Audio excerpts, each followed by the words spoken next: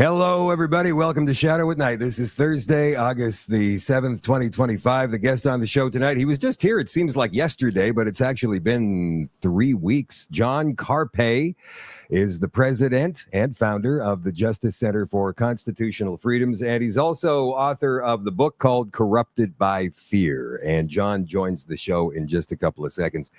Since we last had John on the show, the JCCF has become involved in even more cases that are happening across the country, and we're going to talk about those tonight. Sean Feucht, the U.S. gospel evangelist, performer, Christian rocker, whatever you want to call him, he's been banned in 7 Canadian cities, and the JCCF has issued a warning letter to one city in particular. We'll cover that. Also, this ridiculous ban on hiking in the woods in Nova Scotia because it's dangerous. You're going to start a fire. Jeff Evely from Veterans for Freedom released a video on that last night, which I made a reel today, and we're going to play again tonight. Also, Corey Morgan, he's our friend with the Western Standard based in Calgary, and he's been slapped with a couple of tickets. And these tickets come from Siksika First Nation after Corey released a video criticizing the reserve system. And let's not forget Bill C-2. This is the Strong Border Act, where the government of Canada can crack down on anybody who's transacting cash deals of over $10,000. That's true. So we're going to get into all of that in just a second with John Carpay of the Justice Center for Constitutional Freedoms. Hello, Eddie, watching in Stonewall tonight. Judy is watching in Saskatchewan. Hello, Rita. Hello, Debbie. Amanda's watching in Sudbury. Hello, Janet, watching in Orillia. Shauna is watching in Regina. Carrie, hello, how are you? Laura's watching in Sherwood Park, Alberta tonight. Robert's watching in Kelowna. Hello, Dave in Winnipeg. Bob is watching in Sudbury. Frank is watching in Milton, Ontario. Maggie May is watching in Hamilton. Hello, Chris. Old McDonald from Northern New York State. Hello, Ellen from Campbell River. Barbara's watching in Winnipeg. From Gilbert, Arizona, it's Tracy. Roseanne's watching in Southern Manitoba. Shelley, Edna, Sashida, Lance, Kathy. Don't forget to become all access members. Nighthawks at shadowdavis.com. Tonight, a high-level former UN staffer gives us all the goods on how the United Nations controls things, or at least dabbles in many, many things involving governments all over the world, whether you know it or not. And some of the stuff that you're going to find out tonight on the extension will chill you to the bone. So hang on for that in the extension tonight, starting around 9 o'clock Central. The Shadow at Night live stream with John Carpay of the JCCF begins right after this.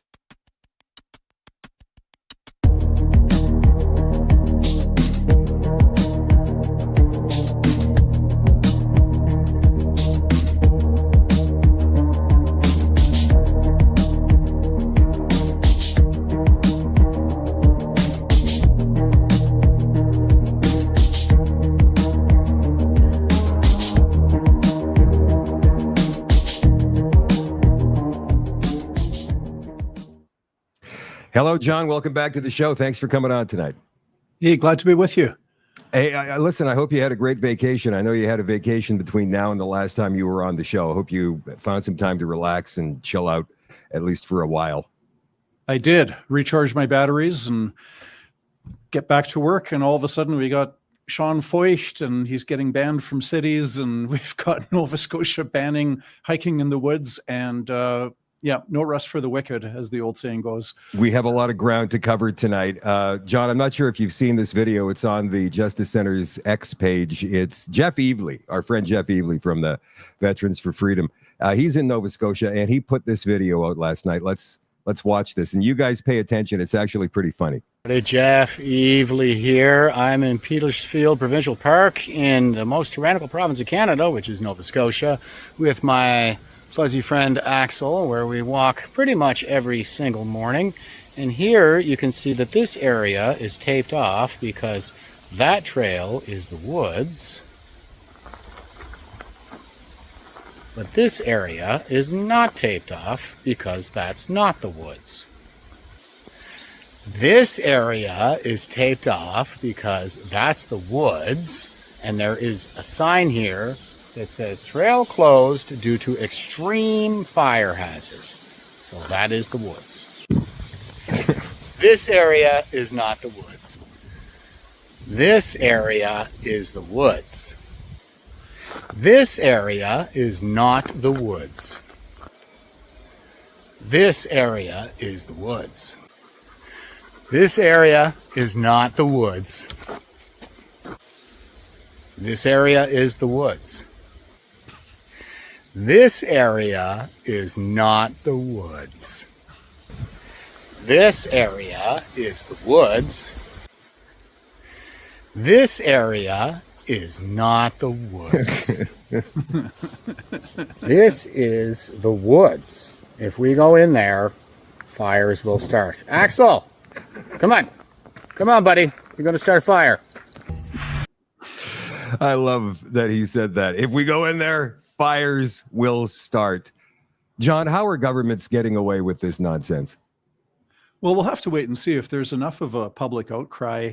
If the provincial elected representatives, I don't know if they're called MLAs or members of the House of Assembly, I don't know what their title is, but if the voters in Nova Scotia contact their elected representatives and say this is unacceptable, it's ridiculous, it's stupid, then it could get reversed quite quickly and quite easily, as opposed to a court action, which, by the time you get an outcome, you're lucky if it's a year and a half. You're probably looking at 2 years, 2.5, 3 years before you get a court ruling. So people in Nova Scotia should contact their elected representatives. And but I don't, it's so stupid that it makes me wonder if the premier just gets psychological pleasure from being on a power trip and taking away people's rights and freedoms. And it's there's no rational connection there, right? I mean, if they said there is a province-wide fire ban, no campfires anywhere, okay, you can see how there's a relationship between that edict and no forest fires. Or if they say there's a province-wide ban on smoking anywhere in the woods, or, you can only smoke inside a city or town, but, again, there would be a rational connection. But this, like, as if somebody walking down a trail in the woods is going to cause a fire. I mean, it's just no relationship. Well, I think Jeff was pointing out the ridiculousness of it as well, right? Like, he's on the trails and some of the trails are blocked off with the yellow tape, like we all remember from the COVID response, and other trails are not. And that's just as much the woods, quote unquote, as the trails that were blocked off. So where are they getting their rationale from here? Well, where did they get rationale for a lot of these COVID rules where, 4 years ago, there's a 17-year-old teenager in Ottawa gets a $700 ticket for playing basketball alone outside, like as if he's somehow threatening anybody with spreading COVID by being outside alone. People getting fined for sitting on a park bench. They closed off trails in BC and Alberta. I'm sure they did in Manitoba, Nova Scotia, everywhere. You can't go hiking outside, as if that's somehow going to save the life of some poor, vulnerable senior in a nursing home who's in really poor health, who's could actually be threatened by COVID. Somehow we had edicts then to not go hiking in the woods, as if that's going to prevent people from dying from COVID. If you and I don't go hiking in the woods, just as stupid. But there's a power trip. I just hope it doesn't catch on for this issue. I'll tell you, smart enough to see through it. The premier of Nova Scotia, Tim Houston, he was on TV a couple of days ago, and boy, I'll tell you that TV appearance reminded me a lot of the premiers all getting on TV during the COVID response and looking so sad and rumpled, right? Like their sleeves are rolled up and their tie is half tied. And I got to tell you, I really hate to do this because we have a beautiful province and it's summertime and I don't know what else to do. We're going to have to close down hiking in public areas. I mean, but it also looked to me a little bit like he didn't really want to be doing that. So I surmise from that, and this is just my own observation, I'm not talking about anything factual here, just my observation, that maybe somebody else came up with this decision. I don't know. It just seemed to me that he didn't want to be there doing that. it's so hard to say. I can't imagine what kind of pressure. But even if there's a lot of pressure, you still choose to go along with something or not. So politicians, for the most part, are followers, not leaders. And if they sense, if he gets the impression that this is wildly unpopular, and I haven't been following what the leader of the opposition is saying, if the leader of the opposition is coming out swinging against this and is touring the province, talking about, our party, we support your freedom to hike and camp in the woods. Yeah, well, here's the problem. There's with a political dynamic. Houston is the conservative there, right? And so the liberals or the NDP aren't going to come out and say, you know what, we support freedom.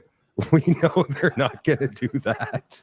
And I know you don't to get political, but please go ahead. Well, in the House of Commons, when they brought in Bill C2, the Strong Borders Act, which should be called the Strong Surveillance Act, there's an NDP member of Parliament, Jenny Kwan, represents one of the Vancouver ridings, and came out swinging against it and said it was terrible legislation and violating Canadians' privacy and taking us towards the surveillance state. I don't remember the exact words, but I remember it was good stuff, the same kind of stuff that a lot of other people, myself included, have been saying. So, I hear you. I mean, there's a bit of a stereotype that conservatives are going to be more pro-freedom than liberals and New Democrats, but it's during those years of lockdowns, it was every political party. The conservatives in Alberta and Manitoba and Ontario, and the Sask Party in Saskatchewan, which is right of center, and the NDP in British Columbia, and the Coalition Avenir Québec in Quebec. It was every party in Canada was violating freedoms, and the conservative liberal divide. There wasn't much to it in those dark times. I hope there's more of a divide in these dark times. But getting back to this is a charter violation, is it not?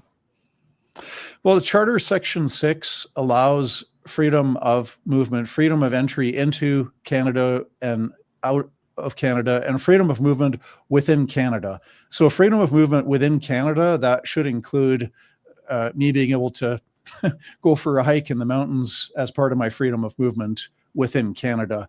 It stands to reason. I mean, I'm not aware of a court ruling on this. I don't, I'd be surprised if one existed on this particular point of making it illegal to go hiking on trails. Yeah, it seemed to me that during the COVID response and now, they come up with these ridiculous bylaws or laws or mandates or whatever it is, and they completely flout the Charter of Rights and Freedoms. And because no case exists to fight against it, they feel as though they can just go ahead and do this. But again, I mean, why is that?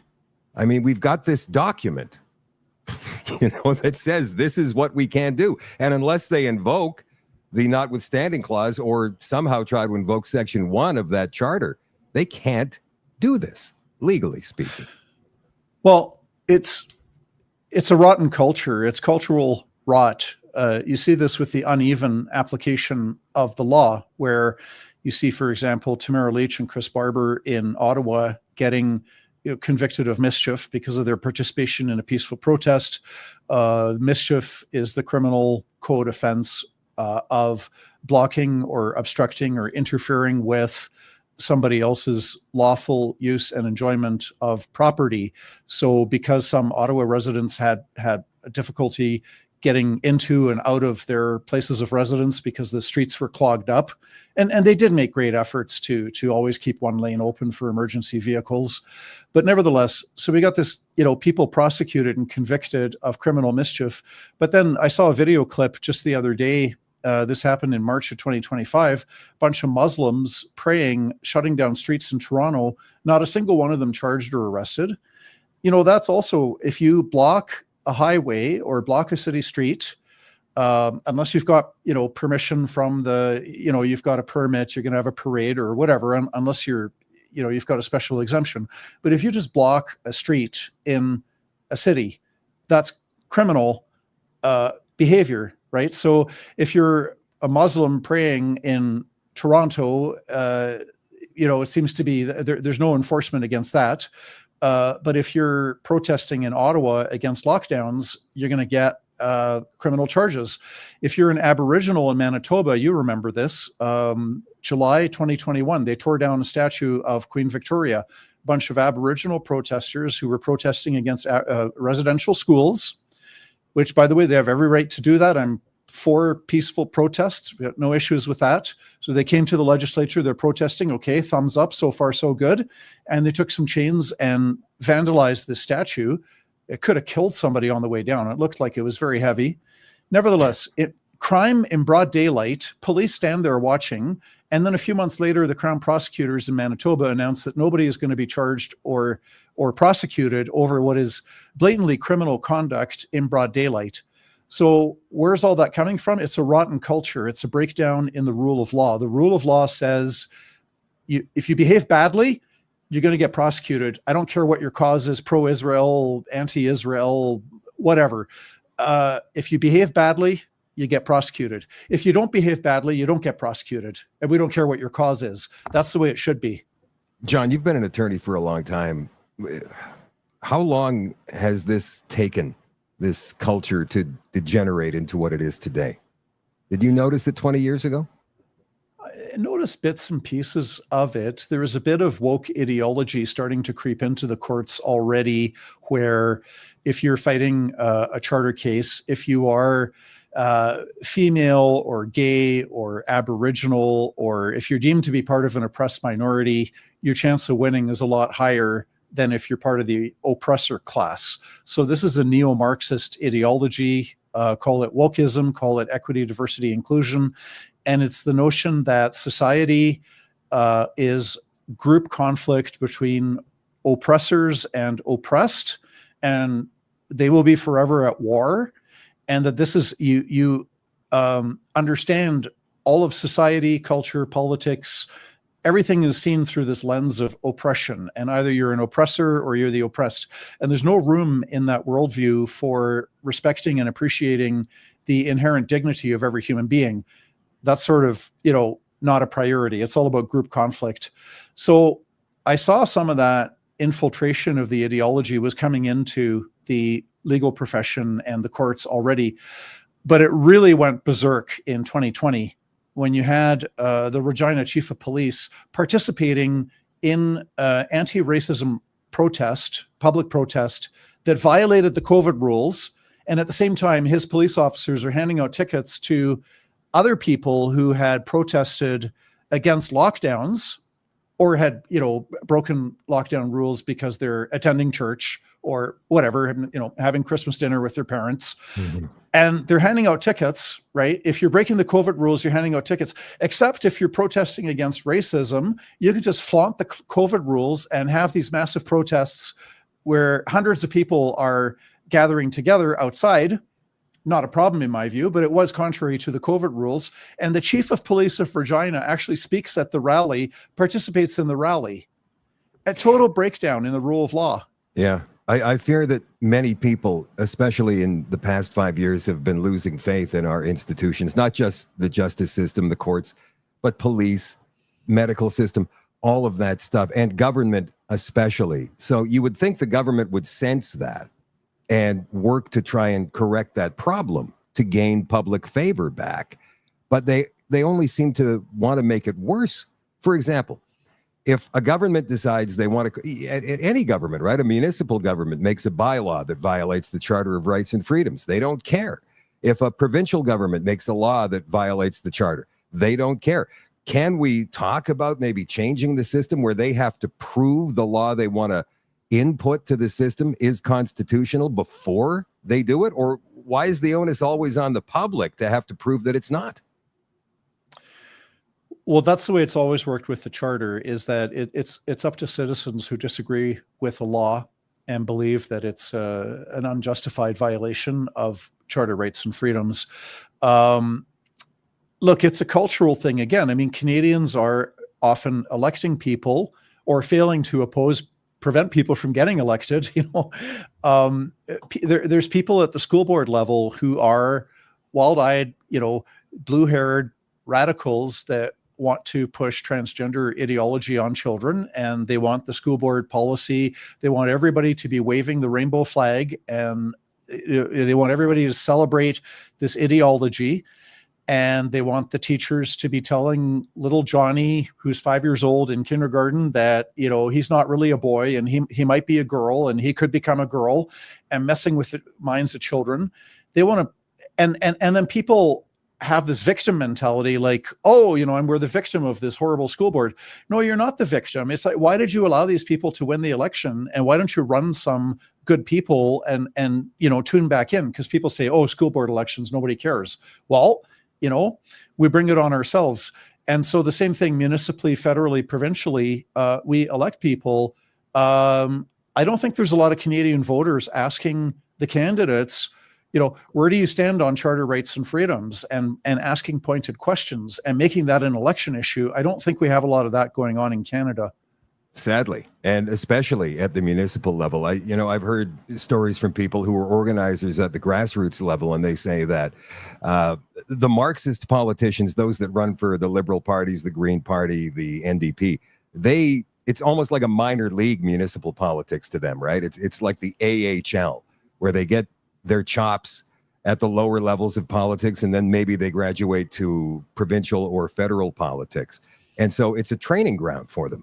But people on the opposite side of the ideology don't even think about that. Not nearly as organized as the people on the left. And that is alarming to me.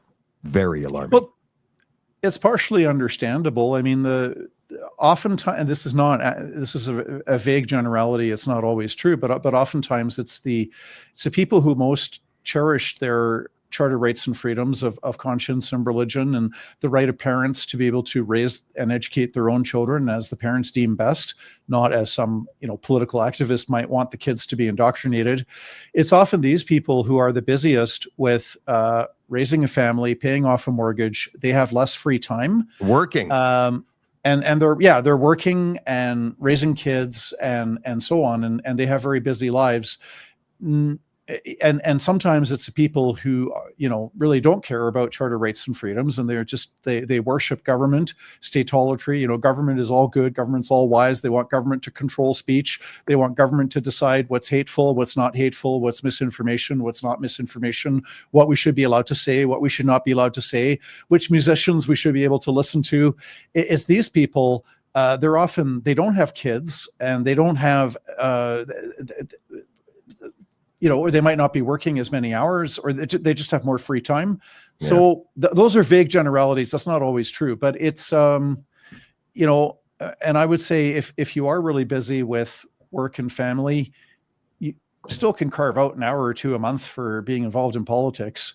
Yeah, it's not a spectator sport anymore. Speaking about musicians and which ones we can listen to and which ones we can't, you guys have issued a warning to the city of Abbotsford after Sean Feucht, the U.S., to quote the left-wing corporate media here, mega-loving evangelistic Christian rocker, has been banned from several locations in Canada. Quebec City, I believe. He did get to play in Montreal. He did get to play in Toronto. Winnipeg has canceled his permit. I hear he's working with the government of Alberta to play at the legislature in Edmonton. I'm not quite sure about that. But how, and they're stating that they've got danger concerns here. Yeah. So what I'm wondering is how, and they never explain what the danger is exactly. Now I'm going to assume here that they think that, well, maybe there's going to be some violence from people who oppose this man, or maybe they think that his rhetoric about being anti-abortion and believing in Jesus Christ is dangerous somehow. Thoughts? They have kind of tipped their hats. They've talked about the safety and security thing, and I'll get into that in a minute. But we have statements from the city of Montreal. I think it was the mayor said, we believe in equity, diversity, inclusion, and tolerance and respect. And these are fundamental values. And Sean Feucht does not adhere to our fundamental values. And so, we're not going to allow him to do his music here. I'm paraphrasing, but there was a definite ideological statement saying we don't like the guy's opinions. And by the way, the CBC, it's just their smear job is backfiring. He's a Christian singer who does praise and worship songs. He happens to also have like conservative Republican political views, but that his concerts, he's just singing songs and talking religious stuff. He's spreading the word, man. He's spreading the word of Jesus is what he's doing from everything that I've seen. And he's been doing this for a very long time. But what the CBC does that is so slimy and sleazy, but it is backfiring, is they say MAGA musician.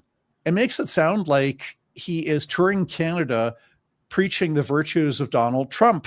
Yes. And if he was doing that, he's got freedom of speech like anybody else. The charter applies to everybody on Canadian soil, not just Canadian citizens. So it's very misleading what the CBC is doing. They're trying to portray him as like he's preaching Trump when he's preaching Christ. He happens to be a Trump supporter, but anyway, the cities have said, Moncton said, this is contrary to our values, and Charlottetown has said it's contrary to our values. So they've made it pretty clear why. But then they throw in this, security stuff, which is also not a valid reason because he and his people are peaceful. There's no record of violence. He gets up there on stage, he sings, people sing, people pray. There's no violence. If there is a security threat, the city should target the people that are causing that security threat and tell them, well, you guys got to pay an invoice for extra policing. Yeah. That'll make them go away pretty quick. Well, you guys issued a warning letter to the city of Abbotsford, didn't you? Yeah, absolutely. The Abbotsford said there might be safety concerns, and the lawyer who wrote the letter clarified that there are no safety concerns. But, even if they were, you have to, if you want to be honest and if you want to play fair, you have to ask the question, where specifically is that threat to security coming from? Is it coming from Antifa? Is it coming from guys with baseball bats? Is it coming from guys that are maybe carrying megaphones that are disrupting somebody else's performance, which would be criminal code mischief, right? If you disrupt and interfere with what somebody else is doing lawfully, that's a criminal code offense. So, if we want to be fair and treat people fairly, and if we want to be honest and you have to look at where is the threat to safety coming from? Is it coming from the people going to listen to a Christian music artist, or is it coming from other sources? Is there a constitutional breach involved? Because, the city can use their own best judgment to grant permits or not grant permits, right? And they can pull permits too if they come up with a valid reason. Is there any constitutional breach in not allowing this guy to do his thing?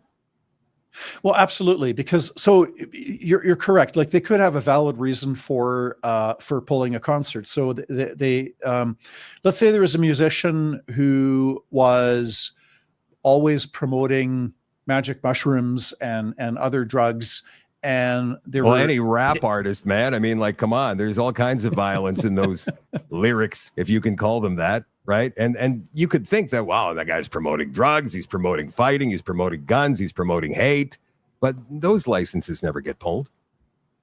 No, but I'm just coming up with a hypothetical example. Like a valid reason for pulling a license would be if some musician was, if they were selling drugs at his concert, and if he was well known for the fact that whenever you go to this guy's concerts, you can buy illegal drugs, you could buy magic mushrooms. Okay, I'm just making that up. Maybe it's not a good example, but that would be an example. Or if they are always people going to that concert, they're always carrying baseball bats and they're shouting hateful slogans towards visible minorities and threatening to beat people up. There could be a criminal code hate speech thing. So there could be valid reasons, or maybe they want to have like a lion or a tiger on stage that's a dangerous animal. Again, probably a stupid example, but what I'm trying to say is there could be valid reasons to cancel a concert. For the musician in question to be a Donald Trump supporter is not a valid reason for canceling a concert. So the city of Abbotsford has no legal basis for what it's done. Have they responded to your letter? Not yet. It's only been a day and a half. I see. Okay. How long does it usually take? Because, I mean, it's a city. I get that they've got a lot to do, but how long do you expect to wait for this one? Probably until after the concert date is supposed to be, right? Well, I would anticipate, if we're not getting a response within 3, 4, or 5 business days, it's time to go to court and make an application, because the concert's scheduled for the 24th. And we can't wait until after the fact. And, because then you get into this situation where the city of Abbotsford will go into court and say, well, it's moot. It's already been denied.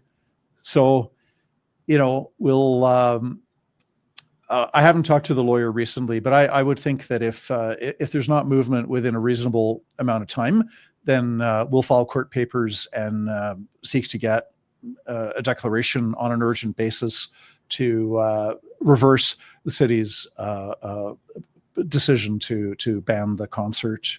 Could you hit him with a civil suit? I mean, you'd have to prove damages. You hit him in the wallet. That's a big deal. That's something that they'll feel for sure, right? Well, that's true. In this situation, I think Sean Feucht runs on donations, and I don't know what their revenue loss would be if they had to change venues. I mean, so far in the places where they've been canceled, they have found other venues, and I have no idea how much or how little money they've raised, or if they've raised more money or less money because of this. What about reputationally, John? I mean, he's taken a beating up here, his reputation, from people who read and watch the left-wing corporate media, right? They think he's a demon or something. Well, I think, yeah, that would be, well, that'd be up to him, of course. I mean, the lawsuits in Canada are a lot harder to start than in the United States, because in Canada, if you sue somebody and lose, you're on the hook for $20,000, $40,000, $30,000, $60,000 for the other side's legal costs. That's whether you're the plaintiff or the defendant. Either way, if you lose a court case, you're on the hook for tens of thousands of dollars. In the US, generally speaking, there are exceptions, but generally speaking, if you sue somebody and lose, you just walk away from it, and you've only spent your own legal dollars.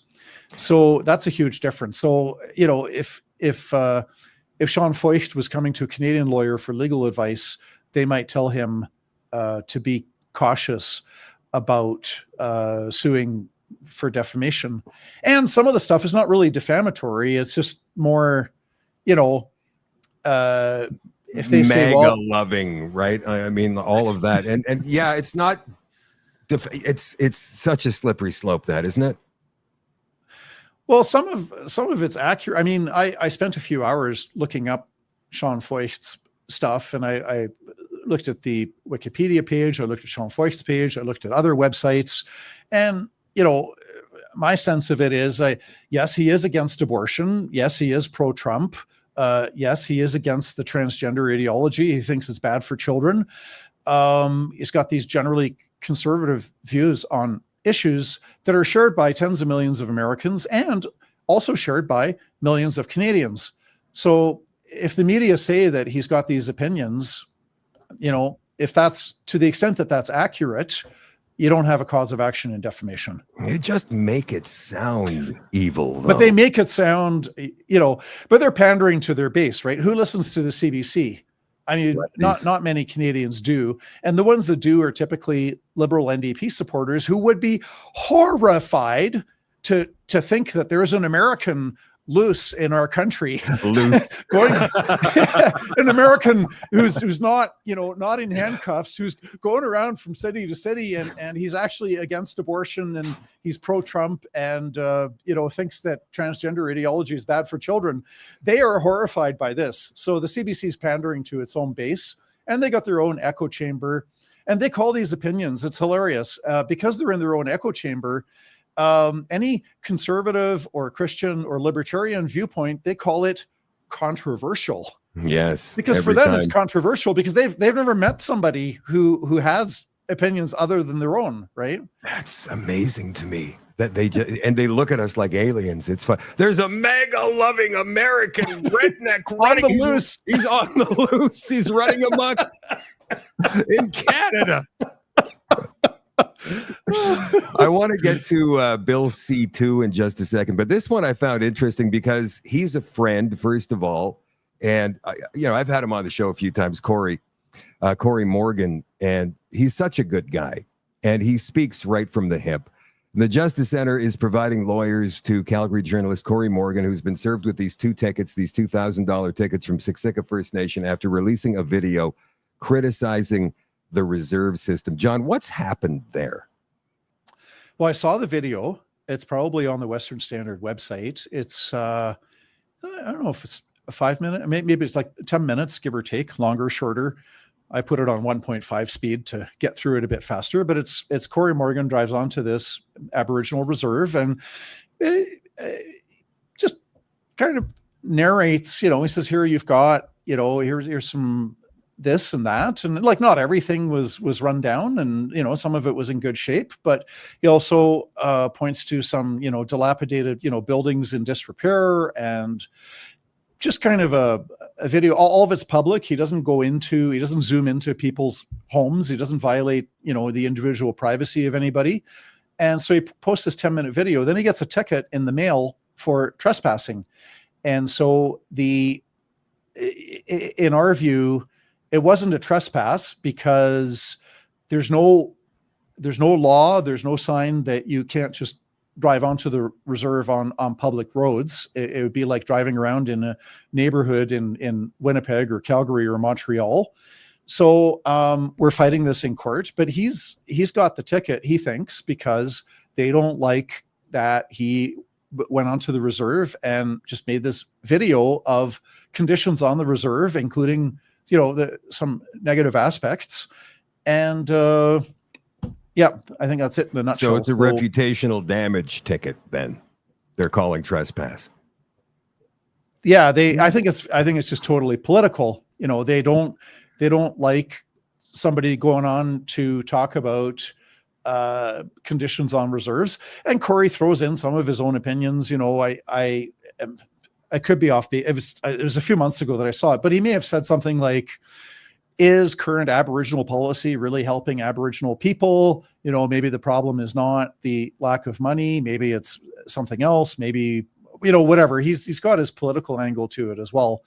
But, I can understand that they don't want their reserve to be painted in a negative light. I wouldn't like it if somebody, painted my neighborhood in a negative light. However, if somebody drove through my neighborhood and did a video, and if there was something ugly, if there was a lot of garbage lying around, well, if that's reality, so be it. I can't really complain about that.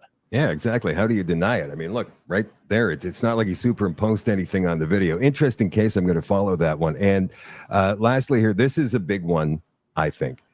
Bill C2, it's the Strong Border Act. Here is Conservative MP Andrew Lawton talking about it in the House this past May. When we look at Part 11 of the bill, which bans cash transactions over $10,000. Every person or entity that is engaged in a business, a profession, or the solicitation of charitable financial donations from the public commits an offense if the person or entity accepts a cash payment, donation, or deposit of $10,000 or more in a single transaction or in a prescribed series of related transactions that total $10,000 or more. And you may say, as the Liberals do, well, why would anyone need to do that?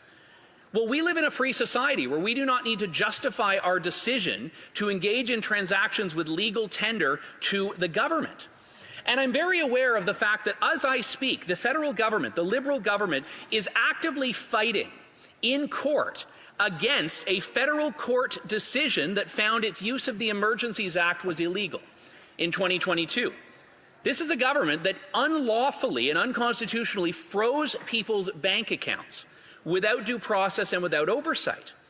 Now, that sent a chill throughout the country as people realized that this is a government that would use its power without regard for the law. So I do not accept that this government is permitted to say, just trust us, with putting a further restriction in place on how Canadians transact. I noticed that you put a video up on the website, the jccf.ca website, talking about that. What are your thoughts? Well, to ban cash transactions, I mean, yes, it's true that there's not many Canadians that will use cash in those amounts, right?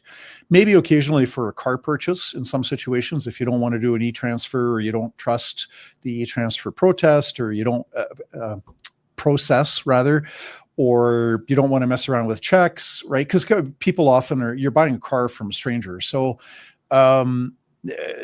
people will use cash for cars, but once this is criminal to use $10,000 cash, or in a series too, that's interesting, right? So if somebody was donating $1,000 a month cash to a charity, by November, actually by October, they'd be committing a crime, because it's a series of $1,000 a month, and now they've donated $10,000 cash to a charity.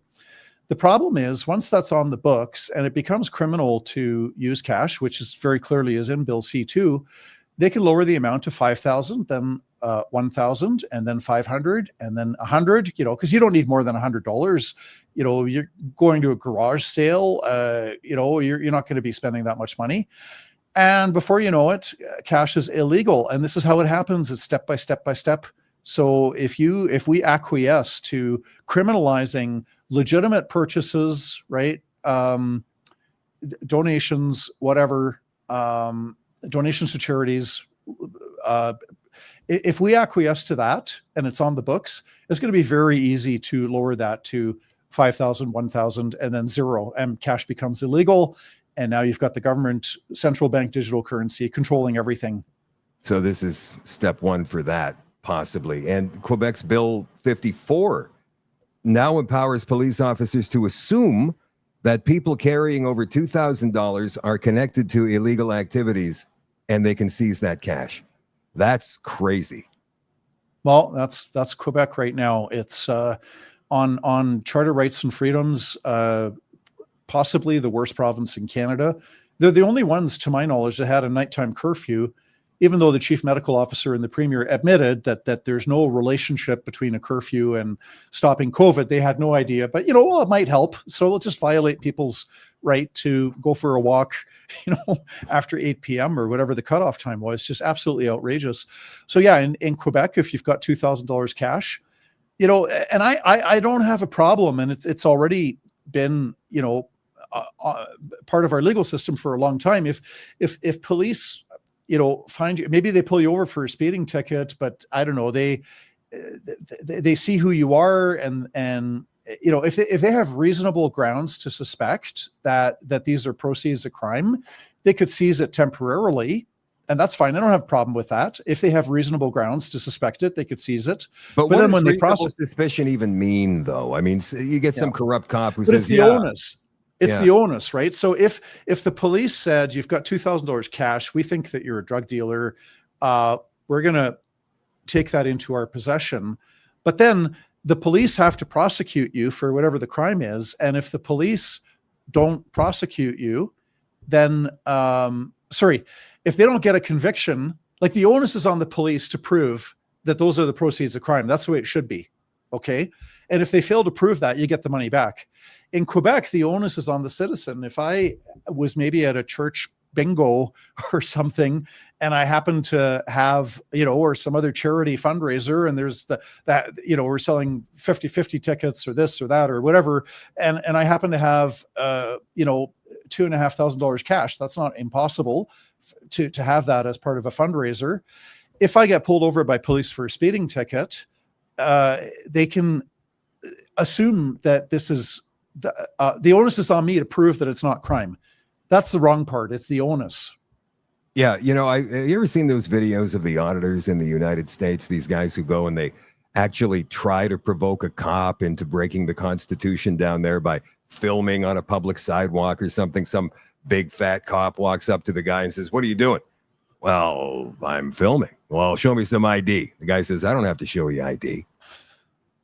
This is not a stop and show state. Get out of here. Right. And then the cop says, yeah, you do, because we suspect you of a crime. Well, can you articulate what the crime is? And the cop never can. But things are different here in Canada than they are in the United States. And I totally understand that police do need certain latitude to be able to do their job up here. But what is too much? I mean, if a cop says, I suspect you of being a drug dealer, and you've got $2,001 on you, then they can seize it. Now, when do they have to prove that you're a bad guy? Is it before the thing ever reaches court, or is it during court, which means you got to be dragged through a long legal process? Well, the standard in place in criminal law is that a policeman needs reasonable and probable grounds to charge, to investigate, and so on. Reasonable and probable grounds. So it's a fairly high standard. It can't just be a mere, my spidey sense was that, this guy was up to no good. That's not good enough. So well, how do we explain check stops then? I mean, like, police just randomly pull over cars thinking, well, there's drinking and driving going on. It's for your safety. They have no reasonable articulable suspicion there, do they?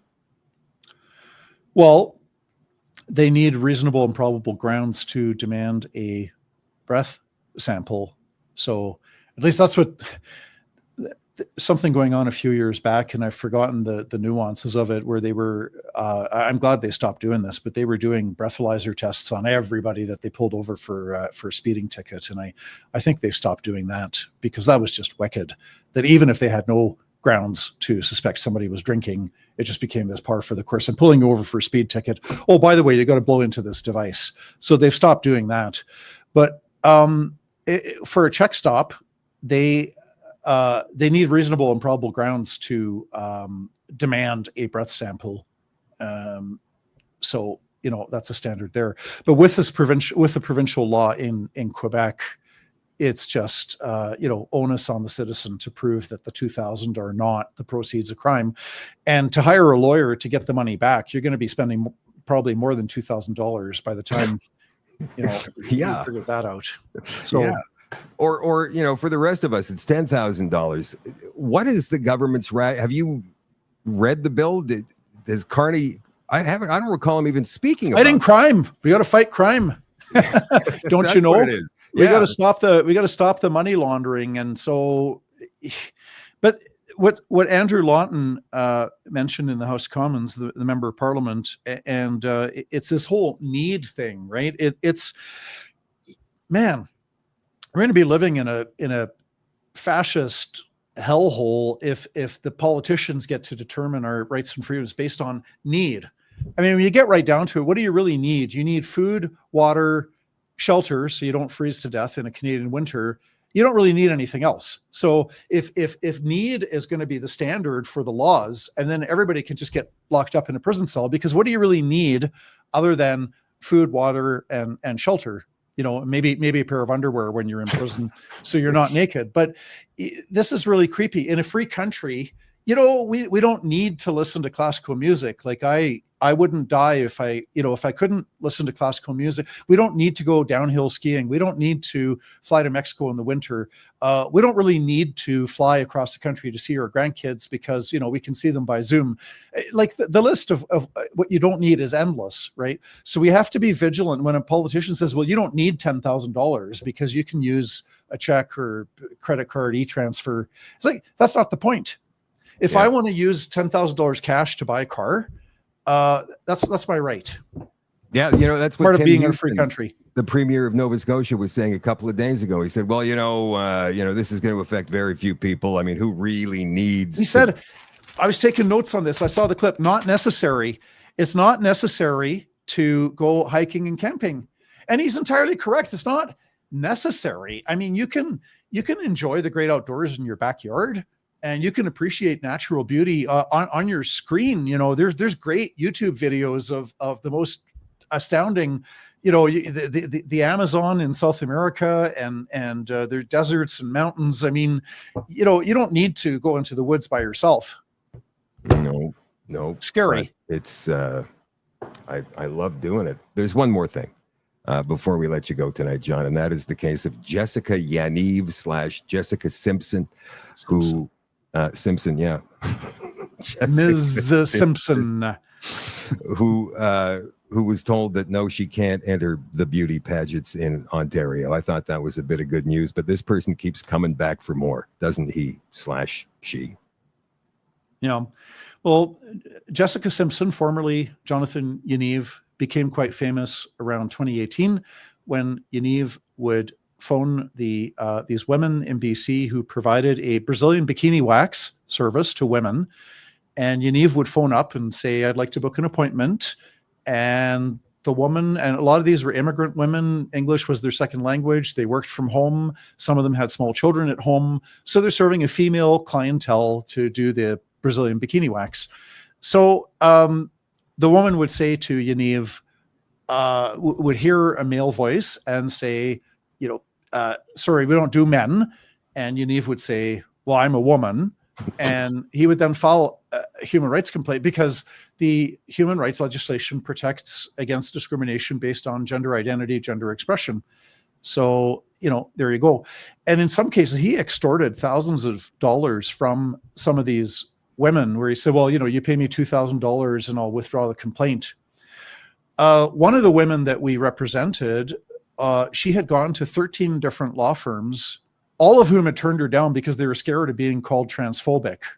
So, oh my goodness.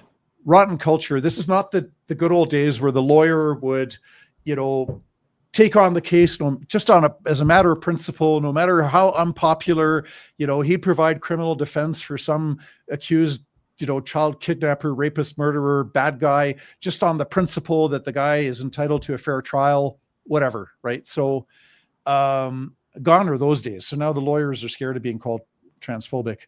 Anyway, we were successful in defeating Yaniv's claims. In 2019, Yaniv applied to participate in a beauty pageant, Galaxy pageants based in Toronto. They have girls as young as 6. They have change rooms where no men are allowed, no fathers, no male guardians, no older brothers, no men in the change room, females only.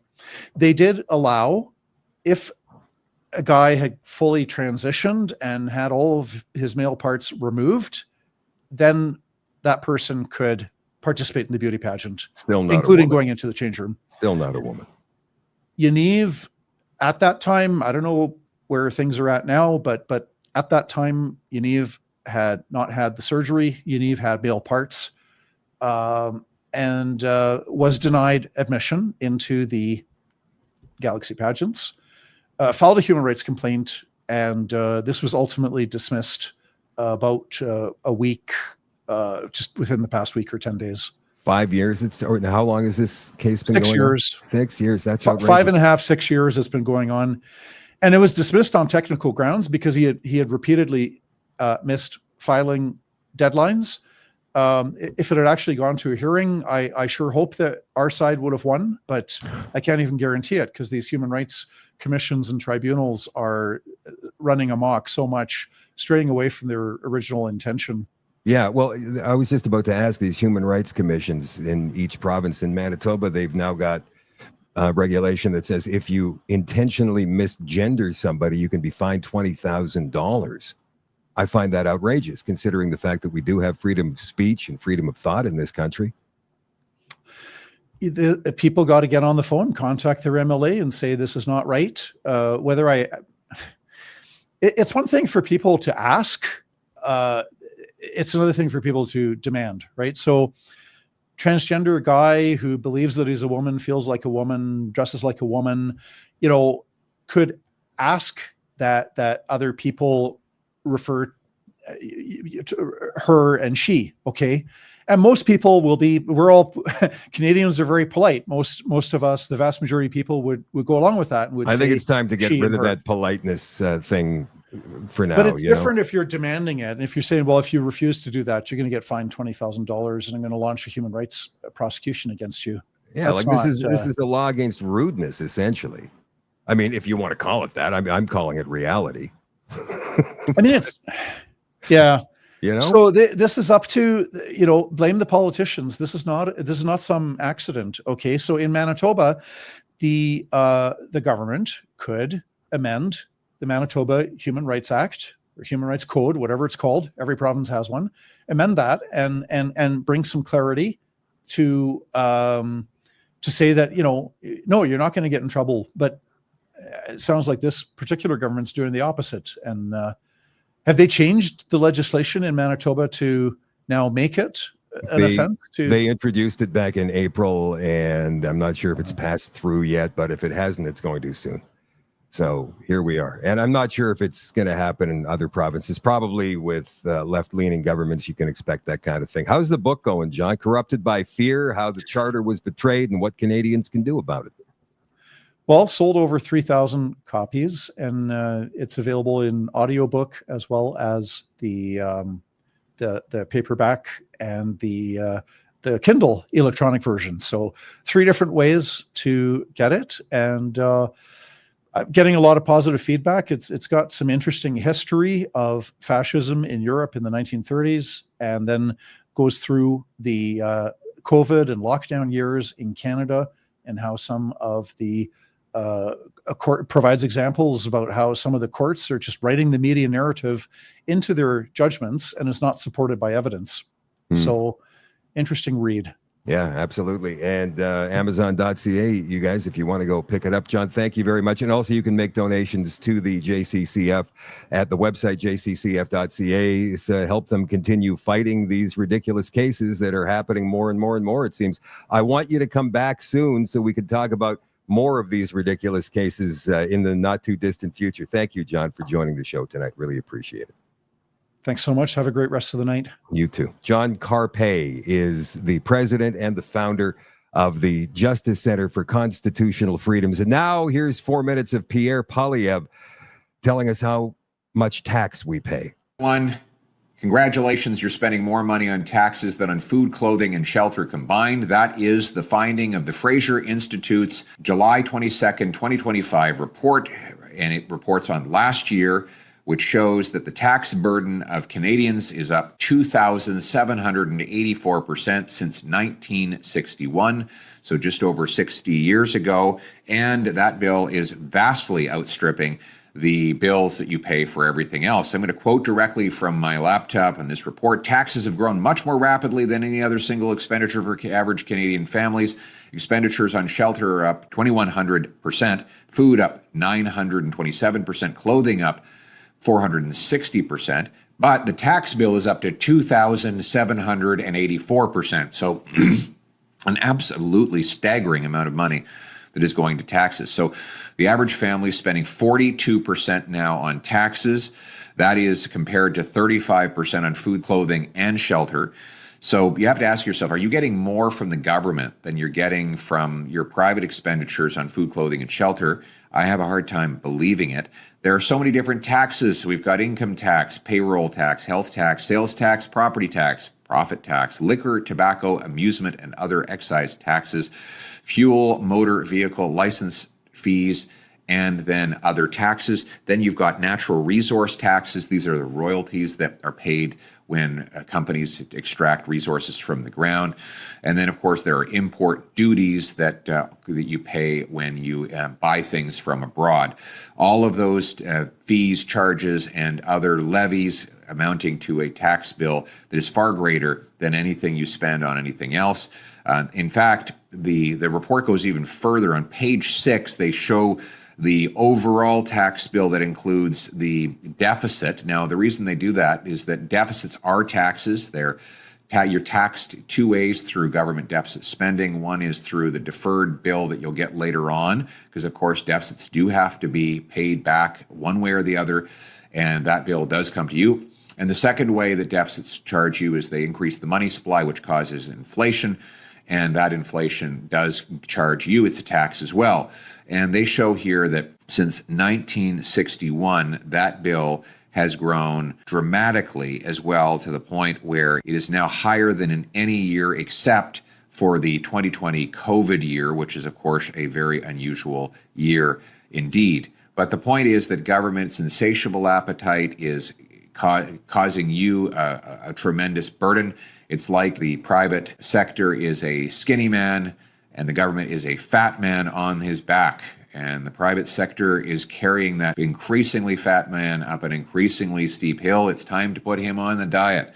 It's time to reduce the cost of government. We need to cut bureaucracy, consultants, foreign aid, corporate welfare, and countless other things to bring down the cost of government. We also need a dollar for dollar law that will require government to find $1 of savings for every new dollar of spending, so that there's an imposed discipline, an either or trade-off required. So you spend more here, you have to spend less there. That's what you do in your household budget. And only then will we be able to reduce this insane bill that is falling on your shoulders and crippling your family's ability to succeed. Low taxes mean that you get rewards for your work, that your investments pay off, that people are incentivized to create more, to grow more food, produce more energy, build more homes, invent new life-changing technologies. All of these things should be rewarded. And we should aim to make ourselves one of the lowest tax nations in the world. That would free up a lot of money for you to do great things for yourself and for your family. And that is what we are fighting for as conservatives, smaller governments with big citizens. Thank you very much. Right. So Pierre Poilievre's got a big by-election he absolutely has to win coming up in a week and a half in Battle River Crowfoot. Now, it shouldn't be too big a deal for him to win it, even though they're doing it differently in that riding this time around because of all of the longest ballot participants, over 200 of them. So there will not be a ballot per se, the traditional ballot that we see in most elections. This is going to be a ballot where you have to write in your candidate's name as well as you can. I mean, Pierre Poilievre is not easy to spell for a lot of people, but Elections Canada says, well, as long as we know who you intend to vote for, you can't just write down the name of the party that you intend to vote for. You have to write down the name of the candidate and the party that you have to vote for. So this could screw things up a little bit. So even though the Conservatives in the last election won that riding with 85% of the vote, it's possible, I suppose, with this glitch, that Poilievre could actually lose this election. He's running up against Grant Abraham and 225 others.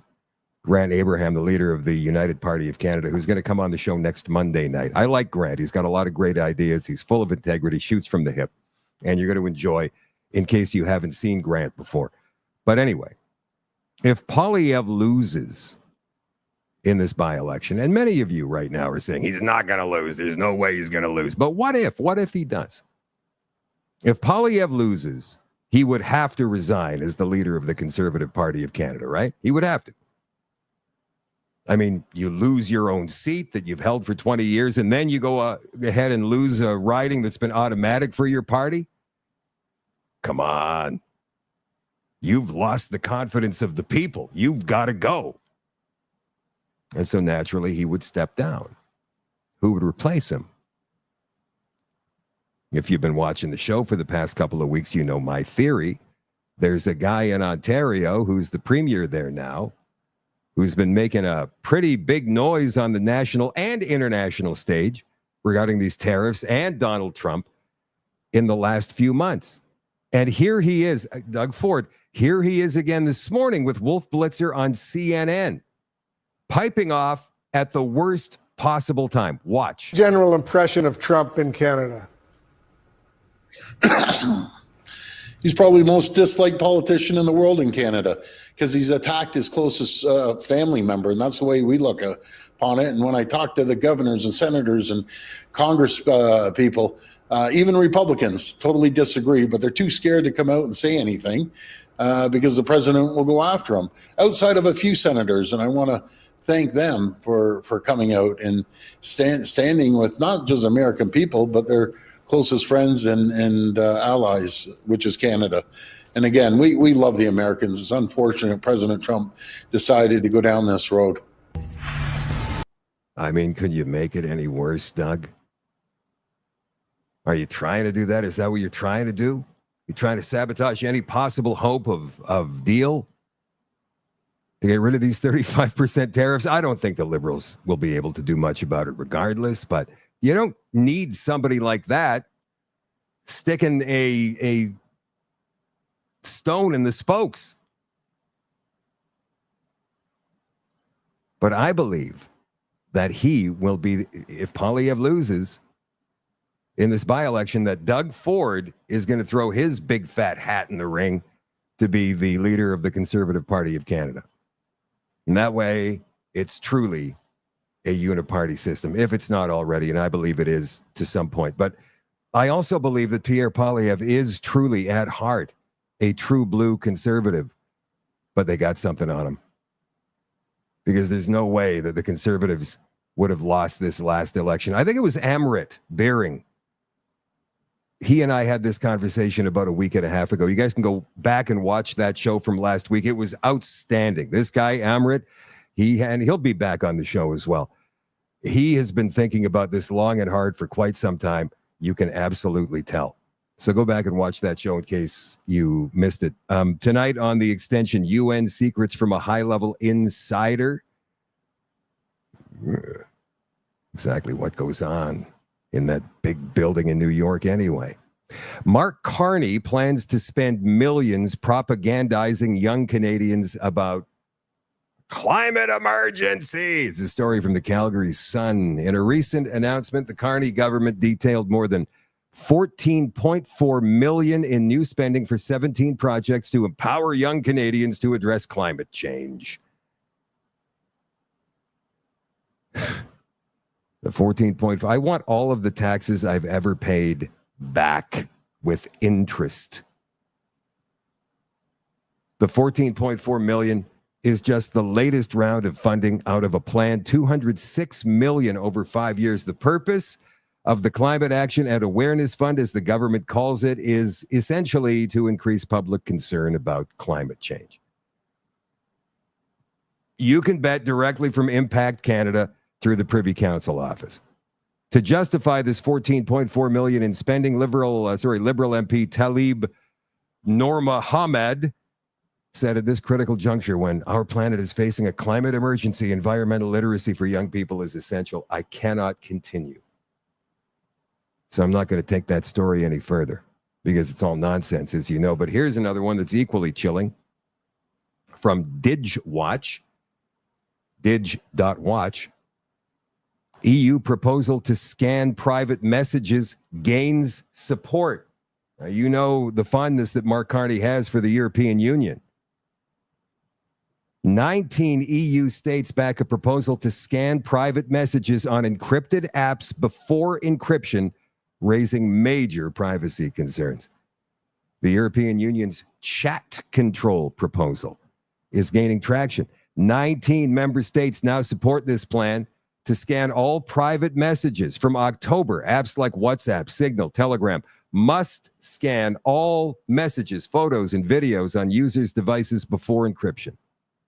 France, Denmark, Belgium, Hungary, Sweden, Italy, and Spain all back the measure, while Germany has yet to decide. I'm surprised that Hungary is backing this.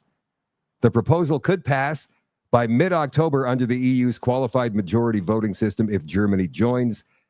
The initiative aims to prevent child sex abuse material. Right. But it sparked concerns over mass surveillance and the erosion of digital privacy. In addition to scanning, the proposal would introduce mandatory age verification, which could remove anonymity on messaging platforms. Critics argue the plan amounts to real-time surveillance of private conversations and threatens fundamental freedoms. Telegram founder Pavel Durov recently warned of a societal collapse in France due to censorship and regulatory pressure. He disclosed attempts by French officials to censor political content on his platform, which he refused to comply with. And don't think for one second that Mark Carney doesn't want to do that very same thing here in Canada. We'll keep our eyes open for any movement on anything like that that comes from our government. You can expect when Parliament resumes next month that they're going to be trying to bring back Bill C-63, and maybe they'll throw something like that in there as well. That's it for the show tonight, you guys.